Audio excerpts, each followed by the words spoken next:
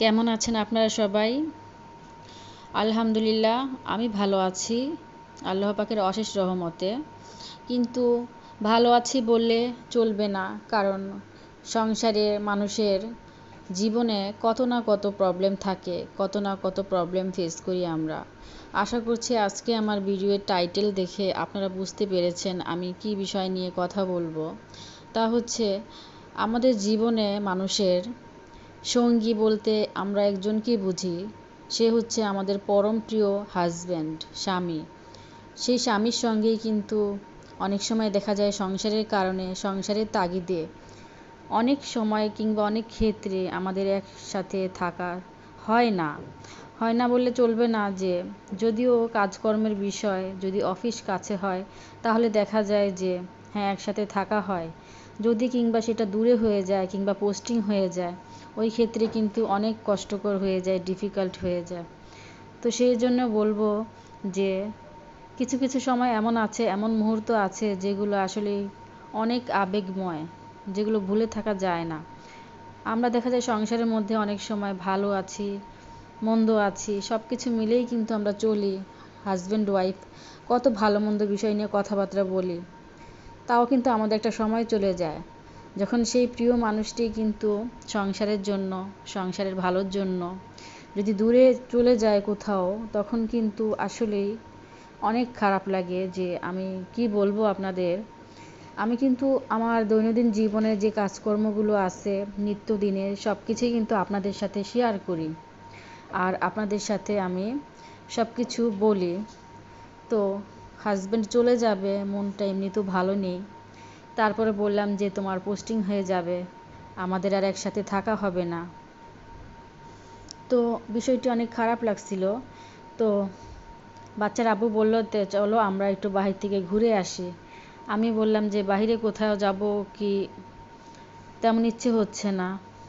তো বললো আমি তো পোস্টিং হয়ে যাব, তারপর একসাথে আর থাকা হচ্ছে না, তোমার যদি জরুরি কোনো কিছু কেনাকাটা লাগে আমি তো করে দিয়ে যাই, তোমারও ভালো লাগবে, চলো। তো ওই ক্ষেত্রে কিন্তু আমরা ঘর থেকে বের হয়ে শপিংয়ের উদ্দেশ্যে মার্কেটে চলে গেলাম, যে দেখি কিছু কেনাকাটা করা যায় কি না।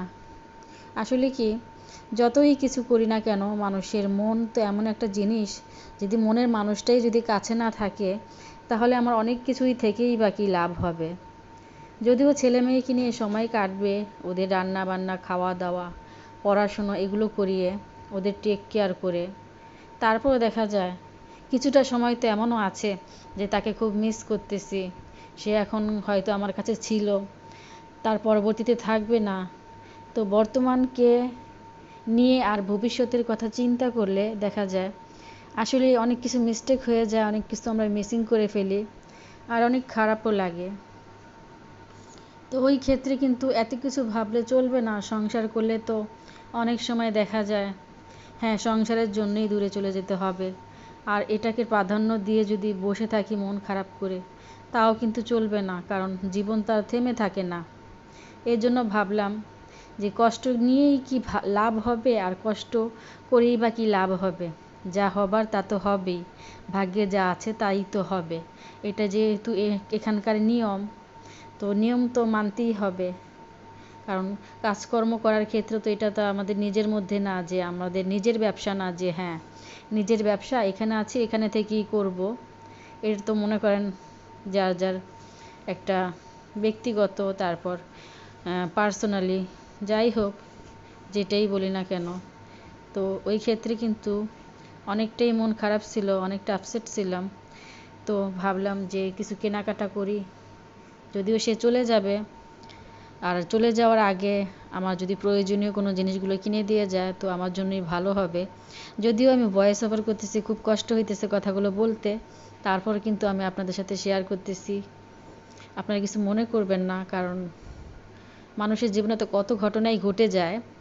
তো আমরা কিন্তু সব কিছু অনেক সময় আছে বলে ফেলি, কারণ আমাদের মুখ ফসকে কিন্তু অনেক কথাই আর কি আমরা বলে ফেলি। আর দ্বিতীয়ত পেটের মধ্যে কথা থাকলে কিন্তু হজম হয় না, যে কতক্ষণে কথাগুলো পেট থেকে বের করব, তা ওই পর্যন্ত কিন্তু আমরা অপেক্ষাও করতে পারি না। তো আমার থেকে কিন্তু খুব খারাপও লাগতেছিল। আর দ্বিতীয়ত একসাথে যেহেতু ঘুরতেছি, দেখতেছি এটা ওইটা, আর ভালোও লাগতেছে। তো সব দিক মিলিয়ে কিন্তু চলতে হয়। আমরা যে দোকানটায় ছিলাম এখানে অপরিচিত দুইজন মহিলা ছিল, তো ওনারা কিনতেছিল, তো আমরা অপেক্ষা করতেছিলাম ওনারা আর কি দোকান থেকে চলে গেলে তারপর আমরা কিনবো। ওই পর্যন্ত দাঁড়িয়েছিলাম আর দাঁড়িয়ে থেকে কিছু চয়েস করতেছিলাম।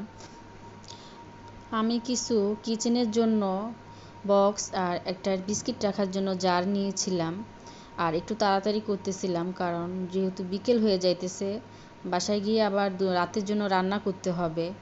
তো ওই কথাটাও কিন্তু মাথায় ছিল। আমরা গৃহিণীরা দেখা যায় কোথাও গেলে সংসারের জন্য আবার কিছু চিন্তা করতে হয় যে কোনো কাজ ফেলে রেখে এসেছি কিনা, তো ওইটাও কিন্তু মাথায় ছিল।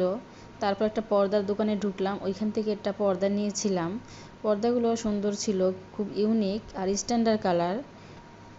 তো পর্দাগুলো কিন্তু আমি একটা চয়েস করে নিয়েছিলাম। কি বলবো, আসলে কি যত যাই করি না কেন মাথার মধ্যে কিন্তু একটা চিন্তা ঘুরপাকি খাচ্ছিল যে আসলে কি করব, কি হবে, কিভাবে থাকবো। ওই চিন্তাটা কিন্তু মাথায় ছিল। আসলে আমরা যখন একসাথে থাকি, একসাথে চলি, আমরা বুঝতেই পারি না যে একজন একজনকে ছাড়া থাকতে গেলে তখন কেমন লাগতে পারে। অনেক প্রবলেমই কিন্তু হবে, দেখা যাবে অনেক সময় অনেক প্রয়োজনীয় জিনিস আমার লাগবে, তখন কিন্তু উনি থাকবে না। যেহেতু বাচ্চাদেরকে বা বাড়িতে থাকলে দেখা যায় কিংবা কাছে থাকলে দেখা যায় আমাদের অনেক কাজেই কিন্তু অনেক সময় হাজবেন্ডরা হেল্প করে, বিশেষ করে বাজারের ক্ষেত্রে। সাপ্তাহিক বাজার বলেন, মাসিক বাজার করেন বলেন, যেটিই বলেন না কেন, সব দিক থেকে কিন্তু হাজবেন্ডই কিন্তু হেল্প করে। আর যেহেতু উনি থাকবে না, ওই ক্ষেত্রে কিন্তু আমাকেই করতে হবে। আর কি বলবো, মনে হয় মাথার মধ্যে একটা চাপ আর মনের মধ্যে যেন কেমন একটা খচখচ করতেছিল যে আসলে কিভাবে কি হবে। যদিও মনটা একটু সাহস করেছিলাম যে মেয়েরা কি না পারে, তারপরও ছেলে মেয়ে আছে, হয়তো সময় কেটে যাবে ওদেরকে নিয়ে। যাই হোক, এতটা সময় আমার সাথে থাকার জন্য আপনাদের সবাইকে অসংখ্য ধন্যবাদ। সবাই ভালো থাকবেন, সুস্থ থাকবেন। দেখা হবে অন্য একটি ভিডিওতে। আপনাদের মূল্যবান মতামত জানাতে ভুলবেন না। আল্লাহ হাফেজ।